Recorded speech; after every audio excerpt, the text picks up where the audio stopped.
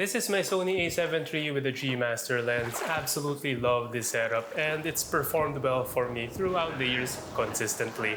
But there's just one tiny problem. It makes it look like I have a massive erection.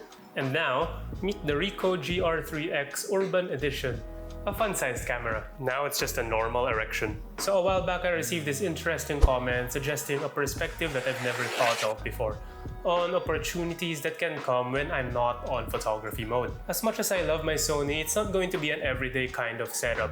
I do bring it with me on hikes, whenever I travel, or when I'm intentional in making my YouTube videos. But it's not a setup that I will carry around with me everywhere, like when I go out with my friends, grab a drink, go to work, have my lunch, grocery. So I do thank you, Tashima. I sold another kidney. Okay, so we'll go through the basic specifications of the camera and we'll go through the more interesting bits later on, so stick around. And I've had this Ricoh GR III X for a couple of dates and great first impressions. So don't ever let the girls tell you that bigger is always better. What matters is your personality and what's inside. And what's inside is an APS-C 24 megapixel sensor, so it's going to perform better than your typical smartphone or point-and-shoot cameras. So the GR3X has a fixed lens of 40mm full-frame equivalent at f2.8. There is a GR3 version at 28mm full-frame equivalent, and definitely the choice is up to you and your type of photography. So I just think that the compositions I take with the 40mm can be a bit simpler than the 28mm because I can exclude more distractions and simplify my framing. But just to note that the GR3X is going to be $100 more expensive than the GR3. So this camera has image stabilization, a built-in ND filter, a macro shooting mode, and in terms of the battery life, well, it's tiny, so it lasts around 200 shots based on my experience, so it's not much, but it's something. And this camera doesn't have a viewfinder, so you're mainly going to be using the LCD screen whenever you're shooting, and no complaints so far. Quite good visibility even in bright sunshine, and it has touch functionalities which is quite responsive, especially when I use it for the select autofocus or pinpoint autofocus modes. So an interesting thing that I didn't really think about with the Sony is that this camera is so tiny that it kind of looks like a toy. It looks like a beginner camera, so the people around whenever I do my street photography will probably just ignore me as compared to whenever I have a bigger Sony setup. People will probably notice it a lot more or feel more intimidated with the setup. So that's something that I'm interested to find out. This is going to be my first camera outside of the Sony ecosystem, so the menus and settings will need some getting used to.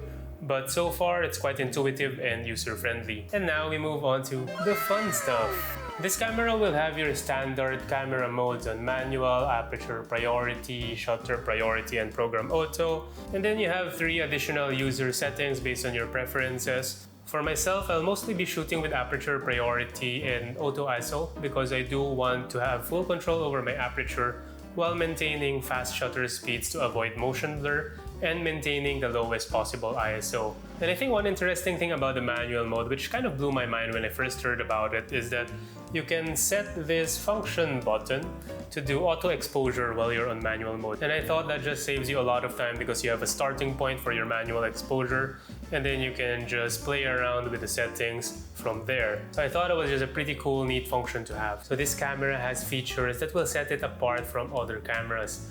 The snap focus distance and the snap distance priority. So the snap focus distance basically lets you have a predetermined focus distance. For example, like 1 meter away or 5 meters away will be in focus, and the corresponding depth of field will be based on your aperture. And this is going to be great for those quick moments that you don't even have time to focus or fine-tune your focus settings. And alternatively, you can set your preferred autofocus mode. For example, continuous autofocus, select autofocus, and turn on your full press snap. So the full press snap just allows you to take a photo at your snap focus distance without any time delay whenever you full press the shutter button.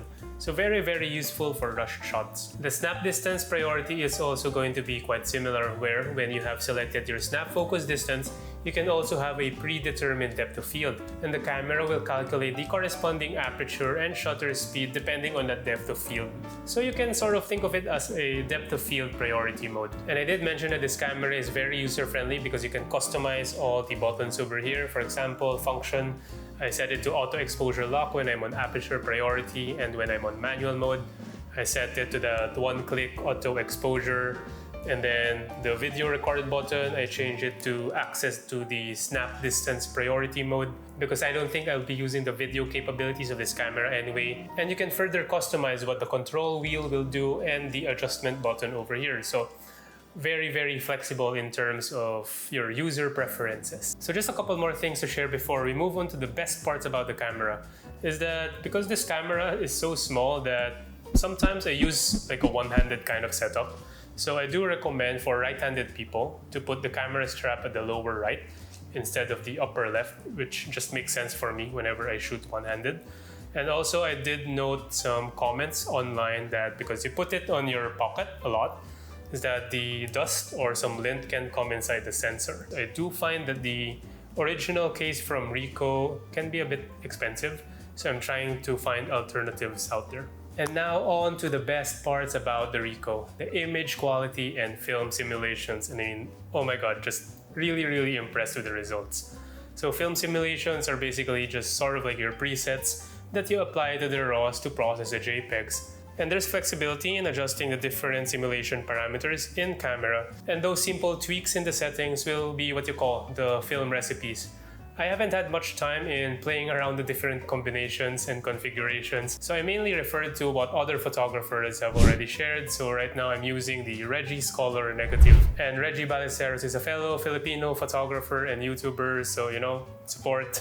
So this recipe is a bit on the warmer side, so I may play around a bit more next time for another recipe to have a colder color grading for certain occasions. And if you don't want to keep playing around or experimenting with all these recipes, then you can download the Ricoh Recipes app, where you can refer to the different recipes uploaded within the community and take reference from there. So here are a few more sample photos that I shot with the Ricoh this week. Basically, I just walked around during my free time, during my lunch break, so I tried to capture the Hong Kong lunch rush. And the film recipe just gives it more of like a vintage look. So truly satisfied with that, and then I took my time to walk around a park where there was an exhibition hosted by Team Lab. And then of course the harbor view of Hong Kong, it's just a sight that will never get old for me, so it's very pretty. From the look of the images, these are quite sharp. I mean, you can just zoom in to verify the details are all gonna be there, from the center of the frame to the corners. In terms of color, they are very rich but still true to life. Noise handling is actually one thing that I was quite impressed about, to be honest. Some of the night shots I took were as high as ISO 4000 or even 5000. I wasn't expecting too much from a crop sensor, but even though the night shots are noisy,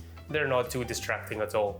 Paired with the vintage feel of the film simulation, it still works out. And at f2.8, you also expect some decent bokeh or background blur. So overall, very impressed with this camera. I'm quite surprised with how much technology and ergonomics they were able to pack in such a tiny thing. So very excited to play around with it more. And yeah, if you enjoyed, like and subscribe, and I'll see you in the next video. Thanks for watching.